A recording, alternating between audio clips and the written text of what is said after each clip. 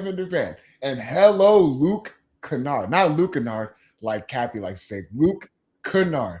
Thank you so much for that strong performance that you put out there for the Los Angeles Lakers. That is right. The Lakers took game one at crypto.com arena through the hands of Luke Kennard and through the hands of LeBron James having an efficient night, Rui Hachimura having an efficient night. It was a beautiful, beautiful game from start to finish for the Los Angeles Lakers. We got to discuss everything that I saw, because your boy was in attendance. That's right. For those of you like to call me Stephen A. Hawkins, your boy was in attendance over the weekend for game one, Lakers versus Rockets. And then we just got to talk about how Lakers look. By the way, if you guys have a chance to attend the NBA playoff game, especially for the Los Angeles Lakers, let me tell you guys right now, it was loud in there. It really did feel like a playoff atmosphere, especially when LeBron James did that left-handed hook shot, and everyone went to this, and the crowd was going like this. The bench was standing up, looking at LeBron James holding up that left hand. It was a playoff atmosphere at Crypto.com Arena over the weekend. So, got that to discuss. The NBA awards came out. We have to discuss about that because there was only one Laker who got nominated for All NBA team, but the others, there was no votes for any Lakers guys in the other categories. So we got to discuss that. But before we do any of that, you know what your boy has to do.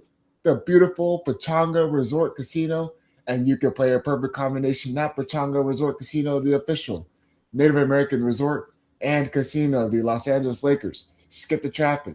Head on over to Pechanga Resort Casino just off the I-15 in Temecula. Visit pechanga.com or call 888-PECHANGA for reservations and for more information. Now, I wasn't the only one that was in attendance for game one over the weekend for Lakers versus Rockets. You guys know who my guy is. My guy, John Martin, who operates the social media team. He's part of the social media crew. He was also in attendance with your boy over the weekend, along with Tim Johnson, who you guys are very, very familiar with, that Cowboys fan who, I just can't see eye to eye with Tim sometimes because him being a Cowboys fan, it really, really hurts me, John. But, John, you were in attendance for game one of the Lakers versus Rockets. Tell me that was not a playoff atmosphere, man. Tell me if I'm not just misleading that. D, bro, you hit the nail on the head, brother. It was energy. It was infectious. It was loud. It was contagious. It was electric. And it was. It really was, bro. You could really feel it. I mean, we were seated. This is how I know it was crazy. Typically we're ESPN LA. We get pretty good floor level seats to do some social media coverage, to do some interviews. If we're not at the floor level, we're at the broadcast booth where John, Beto, Michael Thompson sit. Bro, they had us in the press box. That's way above. That's above the nosebleeds. That's how packed out it was. Every seat filled to watch the Lakers ball. And they got a show. Boy, oh boy, did they get a show. Hey, by the way, that's the Mark Walter and the Dodgers, coming in and, doing their, little adjustments come playoff time. Because you see, they put the extra rows out. Normally, we see the media seats. They put the extra rows in the baseline. Also, where the media seats behind the basket on the opposing team, they added those rows as well because that's normally media seats. So they start to fill that as well because they want more Lakers fans in attendance for the action. But also let's just talk about this real quick. So the T-shirts that were aligned all at each and everyone's seats heading into the game. So we've seen what the San Antonio Spurs did and how they had their theme as far as the light blue, the yellow, the pink. It's the Spurs night, you know what I mean? Because it paying tribute to the old school jerseys. They had the old school court with the old school San Antonio Spurs logo in the middle of that. The Spurs, you know what they did, John? They forced every single person in there to wear their T-shirts. And remember, we always see the past as far as when they're rocking their T-shirts and everyone's in that same color uniform. It looks really, really good because this is a playoff type game. Now, were you a little disappointed that majority of Lakers fans weren't wearing their T-shirts and it wasn't filled with just nothing but yellow in the crowd? Or am I just overthinking, or is this just too much to even thoughts? I think personally, D, I hear you coming from. I was a little disappointed. It's Lakers playoffs. This is, we're supposed to create an atmosphere. I think that's what playoff basketball is supposed to be about for the fan. Obviously, the Lakers, they have an agenda. They want to win. They want to, hoist number 18. But for the fan and for the guy or gal who's paying, 500 plus bucks to be there, you should really take that time to embody and embrace everything that the Lakers are doing tonight, from the T-shirts. And something interesting I saw the Spurs do at the end of last night's game against the Trailblazers, they have this it kind of gave me like soccer, like football, soccer vibe. They had Stephon Castle banging a gong, banging the drum, and then the crowd was doing a clap. So it was like that type of integration, like getting the fans. Like fans, you want to feel like you're a part of it. So for sure, I feel like the Lakers should integrate something like that post game, like a Laker dub. You got Luke Kennard, like the Kings would do the light the beam, the Spurs with the gong. Like Lakers, the Lakers don't necessarily need to do it, but I think it would be cool if they did something like that. By the way, the Spurs, they have been doing that throughout the course of the season. It's something that they started to do more after the win. So it's a good thing to kind of see them kind of get the fans involved, like you said. Yeah. But John, let's get straight into the game, man. Get into it, man. Let's get into it, because we had the notion that Kevin Durant was going to be playing. Am I wrong? We were like, okay, let's just see if the Lakers can either keep it close, or actually, if they do keep it close, Lakers have been one of those better teams when it comes to clutch wins and clutch games. Lakers have succeeded really, really well in that point of the season. And we got the injury report. Kevin Durant ruled out with a knee contusion. He warmed up. And just that he felt that there was too much bruise on the knee, and they didn't want to, create more to it, and they decided to sit him out. I felt like me and Beto were talking about it, because I was fortunate enough to sit next to Beto during the game, and me and Beto were just going on. He's all like, do you think this is Ime Udoka kind of saying we don't need Kevin Durant to beat this Lakers team? We don't need him to go out there to win game one? And I'm glad the Lakers responded, because I'm going to read you these stat lines. Reed Shepherd, 6 for 20. Jabari Smith Jr., 5 of 14. Alperen Şengün, 6 of 19. Yeah. Amen Thompson, 7 of 18. Now, the Houston Rockets total rebounds, they have 44. Lakers total rebounds they had, I'm looking here, it was 35. If I'm looking at this correctly. All right. Whew. Now we know why the Rockets have had success this season, because they do a good job rebounding. Now they did get a lot of second chance opportunities, but they did not capitalize on them.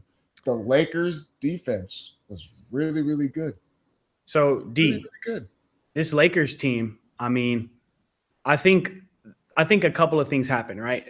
You hear that KD is off. You hear that KD isn't going to play. And, the psychological factor that does for, Lakers guys, for DeAndre Ayton, for Marcus Smart, for Luke Kennard. LeBron, I have no doubt, he's been there before, been to the mountaintop. I don't question his confidence. But I'm just saying, maybe for some of those other guys who have never been in that place, and you hear that the other team's best player, the guy who literally gets it done for them, isn't going to play, that's big. I think the Lakers really ran with that. And as far as the Houston Rockets, man, that team without KD is kind of a dumpster fire. And I'll take it low-key to an even higher level without Fred Van Vliet. Do it, John. Without Fred Van Vliet, who was, going to be their floor general, their offense starter, the guy who's been to a championship, who knows what it takes to win. Without him and without KD, I love Amen Thompson, my twin. They say I look like him, even though I'm old. Look like him. But, he's not a true point guard. You feel me? He's not a true point guard. He can't shoot. And those other guys, Reed Shepherd, Alperen Şengün, Jabari Smith, it's just a lack of experience. I don't want to get ahead of myself. We have a tendency to do this on sports radio. But I really do think, bro, that the Lakers, if they win the next game, which is at home, so you have another game at home for the Lake Show, you win the next game up 2-0, this could be our series, bro. This could be our series up 2-0. And then if you win, you got Luka coming back. That's a nice head of steam heading into the next game. But hey, we got to take it one game at a time, Lakers fans. Let's not get get fat heads here. But D, like, tell me I'm crazy. You're, only thing I'm gonna have a little pushback is just because Kevin Durant not being out. But Kevin Durant being that primary ball handler, Kevin Durant trying to initiate the offense, Kevin Durant trying to do everything. It's a tough ask for him, especially at this point of his career. Because I keep on going back to it. He signed with the Houston Rockets with the understanding that Fred VanVleet was going to be that primary ball handler. Yes. He came to understanding that he could play off ball. Kevin Durant likes to get to his spots, especially in that mid-range game. That's where he likes to get to. 1-dribble pull-ups. Every single thing Kevin Durant likes to do off the dribble for the most part. And if he is a catch-and-shoot guy, he can do that as well. But now you're telling him to be that primary ball handler, and you can see how uncomfortable that was in those 2 games in Houston. Mm-hmm. But I'm going to just go back to what you were saying. You asking Ahmed Thompson to be your ball handler? It's not his role. It's not his role. He's a slasher. He is a slasher. You're asking Reed Shepherd, who didn't play that much last season. Now all of a sudden you're expecting him to be that primary ball handler, expecting to do a lot of things, and expecting him to score? Mm-hmm. Okay. Lakers can match up a little bit with that. Then you're telling Alperen Sengun, who I'm telling you right now, from a distance, Ime Udoka was getting so frustrated at him because they're trying to run an offense and run a full play and run it all the way through with the shot clock. And Alperen Sengun will blow the play up early because he felt like he can go one-on-one at DeAndre Ayton. And honestly, Sengun, my brother, you know, this might be disrespectful, but I'm going to have to say it. Talk to me. He was out there missing layups, a lot of layups. You know, we have a certain guy on this team that misses a lot of layups. I'm not going to say his name, but everyone in the YouTube chat, they already know who I'm going to be saying. But we have a certain guy who misses a lot of layups on this Lakers team. The Lakers as well. Defense, they did a good job. But offensively, John, Luke Kennard.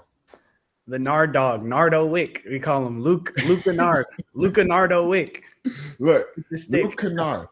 Yes, sir. If you want to talk about confidence, yeah. You want to talk about getting into the right spots offensively, that is what the Lakers been wanting from Luke Kennard. That is what everyone in the YouTube chat, everyone through Lakers Twitter, the Lakers fan base, Lakers community, everywhere in the city of LA.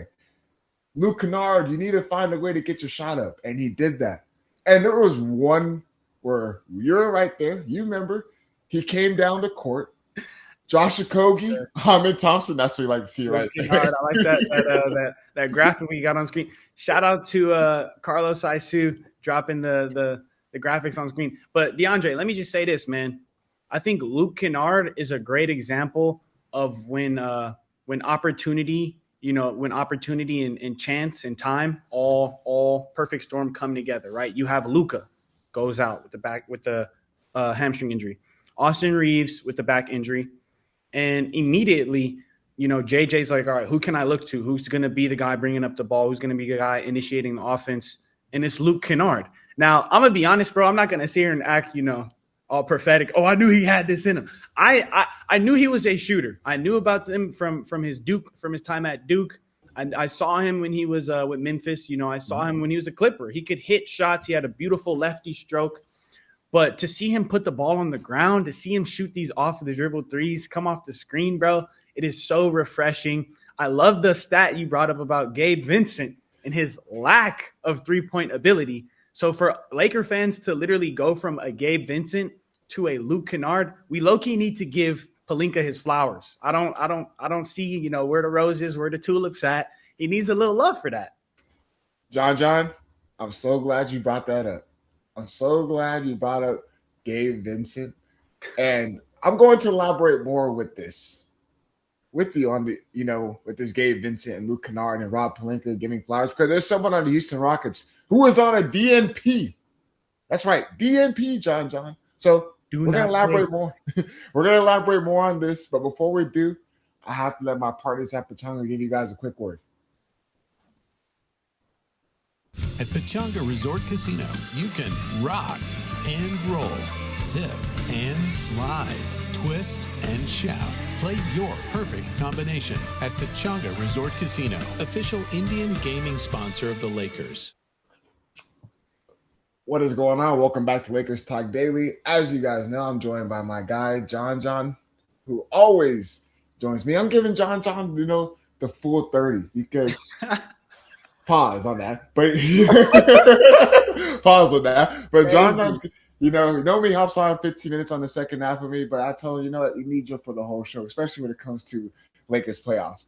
But you talked about Gabe Vincent, and you talked about Luke Kennard. You talked about Rob Pelinka. Now, I had to bring up that stat with Gabe Vincent and his Lakers playoff points, with him only having 21.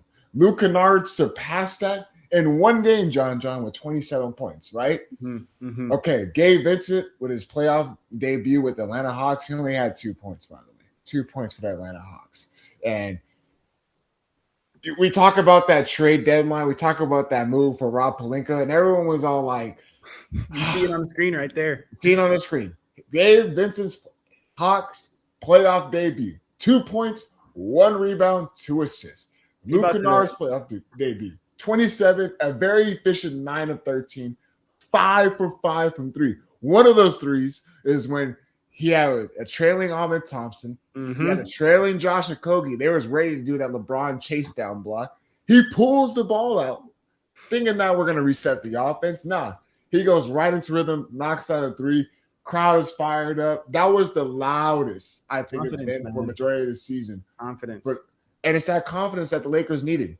Now, to give you more as far as Rob Pelinka making the decisions with this Lakers front office. And by the way, hopefully Rob Pelinka can make more genius moves like this heading into the offseason with more smart people around him, the Dodgers people. Hopefully we can see a lot more moves that can enhance this roster. Mm-hmm. We're seeing Dorian Finney-Smith, and everyone's like, they should have got him back. They let him just walk. And I believe Rob Pelinka, J.J. Redick, and his Lakers front office saw something that we didn't see because Dorian Finney-Smith has had an injury history, the ankle surgery, to the point now he did not play in a playoff series with Kevin Durant out, and the Houston Rockets gave Dorian Finney-Smith a lot of money. I believe it was like 2 to 3 years, over $40 million. And he has not been playing majority of the season for the Houston Rockets. And when he has been playing, his numbers have been bad. Insane. Being a GM, man, I don't envy anyone who has to have this job. It is one of the most polarizing, they love you, they hate you jobs. So, Pelinka has caught a lot of flack over the years, but he got a couple things right so far this season. He's done good with what he's been given. And the perception and being able to see like what DFS was going to turn into, we got to show him love for that. Look, and I was thinking that, man, like I just see right there, we might need to print these out and start handing it to a lot of the Lakers fan base, because I know a lot of people have been calling for Rob Pelinka, and I understand why for certain decisions that have been made in the past. I get all that. Excuse me. And that's why after this season and heading into the off season, it's going to be even more of a test for Rob Pelinka to see, can you actually build the right team around Luka Doncic, and assuming that Austin Reeves is going to be alongside with them. But we just had to talk about that because Luke Kennard, just how he did in that Game 1 series, 27 points, but it's very, very efficient, John. And the way he was getting to his spots, and the way that he was scoring, and the way that he was also able to create opportunities for others, because I don't think we really truly understand that. I know there's moments we get frustrated that he's not putting the rock up. It's like, bro, you have to shoot the ball. Mm-hmm. But him just even taking those 1 or 2 dribbles, getting into the driving lanes, kicking out, I really want people to understand that is a big boost, because Gabe Vincent, what he was only able to do, and why we look at the offense and how stagnant it got, is that he only wanted to be a spot-up shooter, and let's be real, he wasn't knocking them down at a consistent level. When you have Luke Kennard, teams have to run him off the line. Mm-hmm. So then if they do run him off the line, it creates a more fluid offense, because what? He has to drive in. It allows a kick out. It allows teams to be in scramble mode. It allows someone else to have to rotate. And all of a sudden, what happens? Movement. The Lakers started off the game full 48 minutes. That's all we asked for this team. LeBron James has alluded to that and saying that we can't sustain full 48 minutes of playing hard-nosed basketball. Lakers, they did that. And I tweeted out, I'm not going to lie to you, I tweeted out, I said, no Kevin Durant. I put the eyes emoji, John, and I said, no excuse tonight. And there's people legit tweeting at me, oh, you can't say that. They still don't have any scores. This Lakers team, they're not going to win. Who cares if Kevin Durant's out? They're still not going to win. And I said, no, I don't think you guys are understanding. Kevin Durant does a lot for this team. He does. Does no a lot for the Lakers tonight. And they're like, huh? Luka's not playing. Like, yeah, I'm telling you, they're like, no, we're still going to lose. I'm like, all right. Hey, D. It's still no excuse, man. On a side note, though, these game day tweets, you might have to make a little series out of them. They do really well, bro. I like the game day tweets is really fire. But on a serious note, though, I think it's really, really important to mention a couple of the unsung heroes, right? Marcus Smart, I think, dude, Marcus Smart is the key to unlocking DeAndre Ayton's potential. Like, for real. Maybe it's, the way he stirs the crunk juice. Maybe it's the way he talks to him. But something about them, when they're on the floor together, like I'm seeing them throw lobs to each other. I'm seeing Marcus Smart throw lobs to DeAndre Ayton, put him in the right position. And that duo was really fun to watch. And another player, another unsung hero who had a quiet but efficient game, Rui Hachimura, bro. 14 points, no free throws, mainly jumpers, very timely buckets, like right when the Lakers needed one. You had Hachimura hit something, and he had 3 steals. So it's like all these little guys, like all these, Kennard has a great game. Beautiful. LeBron, you already know what you're going to get from him. And then Ayton chips in, Smart chips in, Laravia kind of more focused on defense. Vanderbilt hit a 3. I'm pleased. You feel me? It's like if the Lakers keep playing like this in these kind of scratch and claw games, maybe it's worthwhile for Luka to come back. And what has been the purpose of this first round? Because a lot of people are like, just mail it in and don't let Luka Doncic or Austin Reeves come back. And it took one game where, thank you, Kevin Durant, to sit out to where now everyone's like, oh, here we are. Oh, okay. Like we got something here. We might have something here. The Lakers can potentially extend the series. I mean, hell, they already did. It's extended to a game 5 now. So now you're looking at it as like, okay, it's starting to get closer and closer. What is a likely scenario that at least one of them could come back? Either it's Luka, Austin Reeves, or even both of them. Because if they can come back, and remind you, if they can take the right amount of timeline to get healthy, because Austin Reeves' oblique strain, 46 weeks. I believe we're starting to approach closely to that 4th week. After this week, I think that's when the reevaluation process. Hopefully get more of a word on that. I know J.J. Redick said that both of them are going to be out indefinitely. Yeah. But I just think that the goal is still to extend the series. We're not saying that the Lakers are going to go out here and it's already like they're going to win this series. No, we're glad that they got game 1. And that's why we're really high on this right now, because that was the job, to get at least one at home. And they already did that, especially when they took out Kevin Durant didn't play. They took care of business. And they won convincingly. It wasn't like they were clawing their way throughout the game, but they pulled it out, they closed it out, and the numbers speak for itself on both ends of the basketball court. And that's all we wanted to see, John. So, D, are you saying kind of like the Lakers are in a situation where they're kind of playing with house money right now? Like they have nothing to lose? Are they overachieving?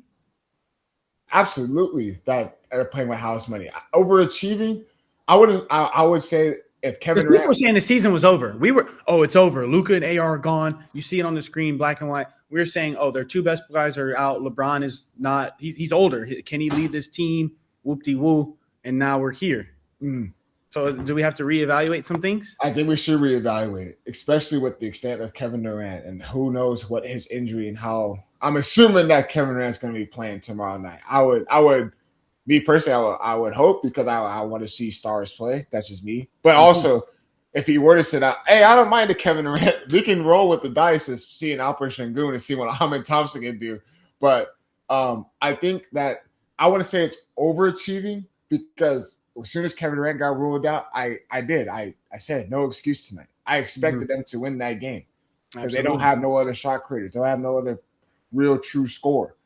So I'm like, okay, if Kevin Durant were to play, I'm like, okay, that is overachieving because no one had the Lakers.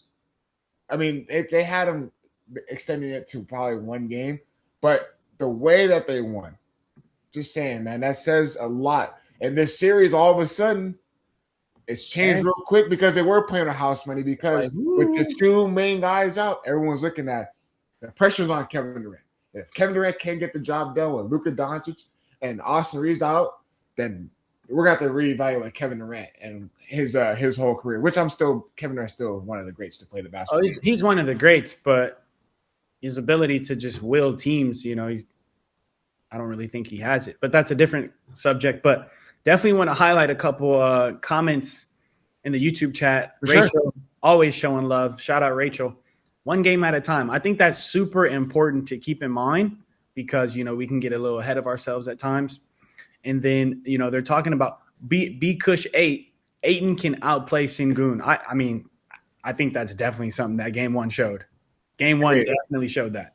Brian in the YouTube chat, I'm going to elaborate more into you saying that DeAndre Ayton can go one-on-one. Couldn't go toe-to-toe. Jay in the YouTube chat, Brian, you guys saying that. I'm going to elaborate more into why you guys feel that way. And me and John, I think we're in agreement with this. DeAndre Ayton was able to keep Operation Sengun in front.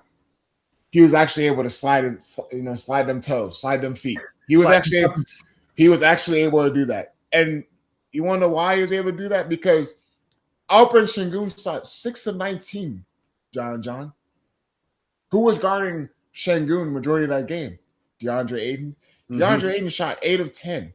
He was 19. He had 19-11. Very, very efficient. DeAndre Ayton didn't do too much. Got to his spots, rolled to the basket in the right spot.